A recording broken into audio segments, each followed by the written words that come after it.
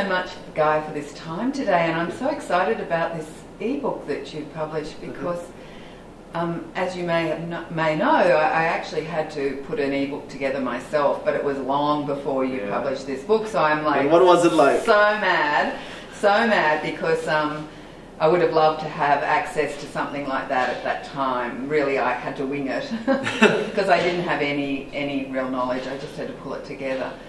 So to start with, tell me the story about why you wrote this book in particular. The story of why I wrote is because I learned how difficult self-publishing is. And I learned that because a book that I had self-published called What the Plus, I thought it would be just write it and upload it and it would be as simple as that. Not at all true.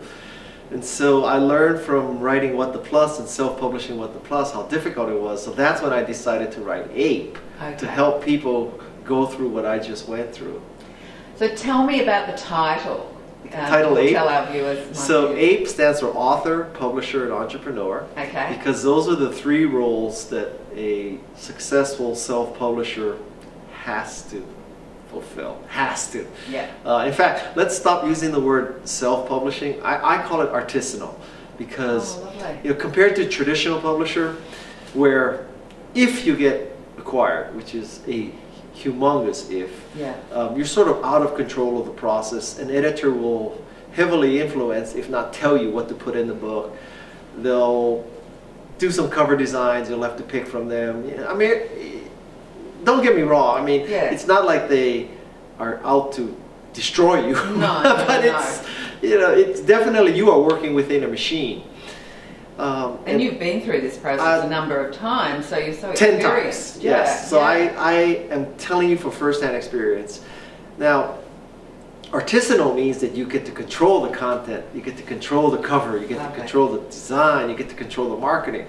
That's the good news. The bad news is you're responsible for the content and the cover design and the interior design and all that. And it's just like any other artisanal, artisanal bread means that you're not using processed flour and you're not, creating 200-ton, runs of white bread. And artisanal coffee and artisanal wine and artisanal whatever. Artisanal publishing, you get to control everything, for better or for worse. You could have an artisanal baker who makes crap, right? But, exactly. And I learned the hard way that even when you're responsible, it doesn't actually mean that you're successful. That's certainly true. So I would love to get some tips from you. Obviously, I'm going to let everyone know where to get the book, but it'd be great to just hear a few tips, maybe some summary there. Tip number one is, and most of my tips for this video will be about the marketing, because the authoring part, the writing part is covered, but at some level I think many people know how to write. The publishing part is technical. What software do I use? What service do I use? So that's explained in the book.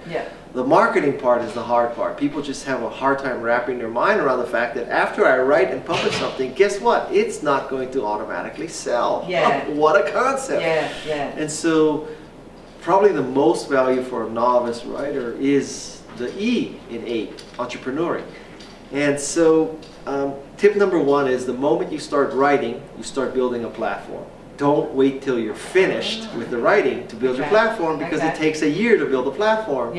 So if it takes you a year to write your book and it takes you a year to build your platform, guess what? It's now 2 years. So I wish it was a simple world where you could write and then publish and then market. But really, you're moving all three things down the path at the same time, particularly the A and the E, the author and the entrepreneur. So I'm saying that the moment you boot Word and you start writing, that same day, you need to get on Facebook and Twitter and Pinterest and LinkedIn or whatever you want to use and start building a social media following. And that may be the most important tip. And most difficult, possibly, too. Again, I've learned the hard way. I think you should spend 2 to 3 hours every day writing and an hour on social media. That's what I've easy for me to say. Yeah, yeah. That's what it takes. That's what I do too, and people think it's like wasting time, or you know, there's all these like, oh, it's not real work and things like that. But I just see that even a couple of days missing, you can actually have things happen. Yeah, yeah. You really, it is marketing, right? And it's, you know, the good news is it's free, it's fast. Yeah. But the bad news is. Takes a lot of effort. Yeah. Now, obviously, you're in a situation where, you know, you've got a huge following. I mean, when we all hit Google Plus, you were like immediately had a huge following, and it was only thanks to Robert Scoble that I got like a whole lot, because he said, follow this woman. But I'm just wondering, do you have tips about that? Maybe, obviously we're not going to tell everything about the book, but maybe you have one or two tips that for people to take away from this interview. I like to give you a metaphor. Okay. So, in the United States, there's NPR. Yes. And NPR provides great content every day of the year. Yes. Every day of the year. Some days of the year they run a telethon where they're saying, you know, please call up and donate money. The fact is that, you know, in a vacuum, no one would say, God, if only they would have more telethons. You know, we tolerate the telethons. Some of us even give money during the telethon. And why is that? It's because NPR has earned the right to promote the telethon to us. Yes. Because 365 days a year it provides great content. Yes. That's the model people should use. Okay. You should be thinking that you are NPR and you are a curator, and you're constantly finding good links, good stories, good things, good graphics, good pictures, whatever, good video. Yeah. So people follow you because you're a content expert, you're a curator, it's valuable, it's entertaining, it's useful to follow you. If you're a celebrity, if you're Shaquille O'Neal and you say, I just bought a black Prius, okay, that's interesting. I thought of Shaquille O'Neal fitting in a Prius, okay, but we're not Shaquille O'Neal. So we need to find interesting stuff that position us as an expert in our sector so that we earn the right 12 months from now, when our book comes out, hit them with the promotion. They won't mind. They'll think, oh, you know, I've been following this person, getting all these great stories for a year. This person now wrote a book. The least I can do is buy the book.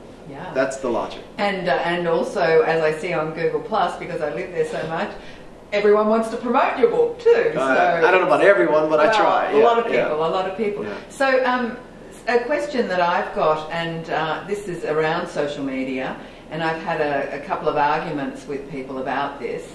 Obviously, everyone's got their own viewpoint about it.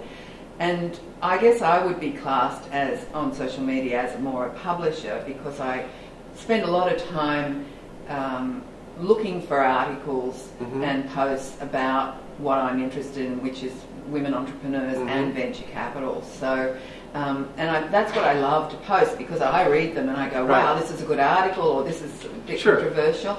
And so I publish a lot of that on social media, but I don't, sometimes I have conversations, but not all the time. And yet I've got quite a big following, and considering, and I enjoy it. So I figure the enjoyment level is got to be part of that, because what are we doing as entrepreneurs if we're not enjoying what we do? However, I've had a few people challenge me and say that's not the way to do social media. What's the way then? Where you're meant to be having conversations, I gather, all the time. And you know, sometimes I get involved in conversations, and sometimes people start conversations around posts that I've done, and you know, or sometimes when I've reposted your stuff or Robert Scoble's, or you know, then I get a conversation and I get involved because I'm interested, but I don't have the conversation just to say hi, how are you? Yeah, I never tell people my cat rolled over. Well, I take that back. No, you don't. 99% of my posts are content. I mean, if you look at my posts, almost everyone has a link. Yes. Right? Or a video, or embedded video. Yeah. Sometimes, like yesterday, I posted a picture where I was at a restaurant called The Melt, and I noticed that at each table there's a power outlet with 2 USB, chargers, right? So every table you can have a laptop and charge your phone. Wow. So I took a picture of that and posted that. No link, just that. So and sometimes if I'm in a funny picture or something, I do that, and I do that so that I humanize my presence. But I do that very seldom. I don't post every picture I take. But I completely agree that your role as a curator and content finder is perfect, because there's all the information's out there. It's finding it is the problem today. Filtering it. Yeah. And I would say that whenever someone comments directly to you, you should comment back. You should respond. Yes, I do. But I don't think that this isn't text messaging where he says, "Hi, how are you? What's up? What's up? What's up? What's up? What's up? What's up?" This, I mean, it's a waste of time. Yeah, it's a waste of time. Yeah. This is about NPR. I mean, NPR. You don't turn on Terry Gross and Terry Gross says, "So readers, what's up? Listeners, what's up? Call me at 1-800-FRESH-AIR." Yeah. Point taken. You listen to Terry Gross because she's filtered a bunch of people who wanted to be guests and picked the ones she wanted, right? Yeah. Well, she picked me, but anyway, that's a different discussion. Well, I guess you've obviously got a similar model with social media to me, and I always figure that everyone can have a different viewpoint on this sort of issue, but some people have got really mad with me because they say that's not the way to do social media, and that's why I asked the question. Well, I think the truth is that in social media, there's always going to be 0.1% who you piss off. Yeah. You could be, you could be Mother Teresa and you piss somebody off. So I don't. There used to be this old sort of wisdom that if one person is angry, it's really 10, right? My logic is, if one person is angry, there are 100 people who are happy. Who gives a rat's butt about the one person? I mean, you just cannot make everybody happy. Yeah, exactly. And I've always really loved your philosophy, and I know you've done it in my interactions with you over the years, but also I see it on social media too. As you said, you always respond to comments, or you respond to an email, even if it's a one-liner. Try. and I always try and do the same. And I think that to me is a great piece about connecting. It doesn't mean you have to have a huge meaningful conversation, but people see that, if people ask to meet me after they've seen my videos, they come from Malaysia or wherever, I say yes. And often there's nothing in it for me, but I always go in with a sort of an openness, thinking, well, I'll get something out of this, even if it's just an idea. You're a better person than me. Well, I'm not as busy as you, and I'm not as well known as you, and obviously my niche is a bit smaller. What I have found interesting is, I get a bunch of requests. I bet. Read books, meet, whatever. Yeah. And 99% of them I turn down. And the interesting thing is, when I decide I'm going to turn down a request, I send it to a person who responds for me, because just even responding just to say no to a lot of people would take up a few hours a day. Yes. And what I've noticed is that even if somebody says, would you read my 100-page business plan and give me comments, and I send back a message that says, sorry, I just jammed, I can't do it. Yeah.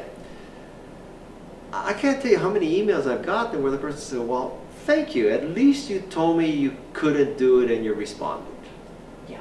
Which just shocked me. I would think they say, who the hell are you, Guy Kawasaki? You think you're so important that you don't have time for me? I've never gotten that. It's always been, well, thanks, at least you responded. Nobody else responded. It does set you apart in the interactions I have in this world, particularly in the venture world. Doesn't always mean you're going to get responses. So I think it's a great philosophy or code to have, and I think it's obviously worked for you.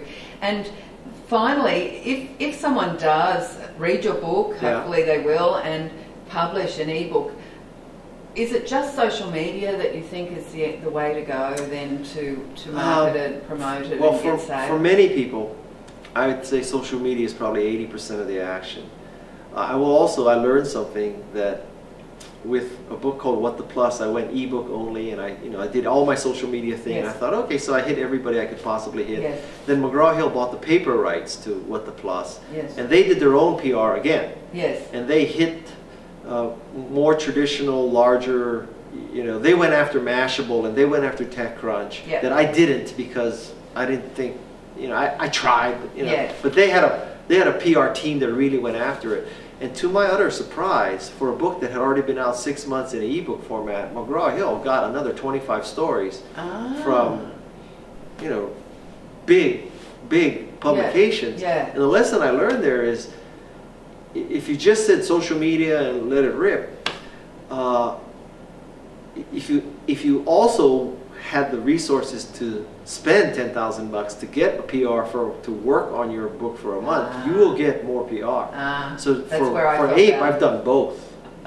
Very good. I've done both. It's really worth it. Okay. Well, that's obviously where I failed. Yeah, I certainly didn't get a lot of coverage with my book, but anyway, I felt like at least it's there now for women to access if they need it. And that's Is it great. available as the ebook? Yeah, I've given more copies away free. Yeah. But it's also got embedded video clips, like you're in there. So just little snippets, basically. But that was the challenge for me, is because there wasn't any really good platform to actually do that as far as an ebook goes. So I ended up having to go with Adobe, and wasn't so happy really with the whole deal. They don't give you preferences, and you can't watch them on mobile devices. So then I just lost a whole market, really.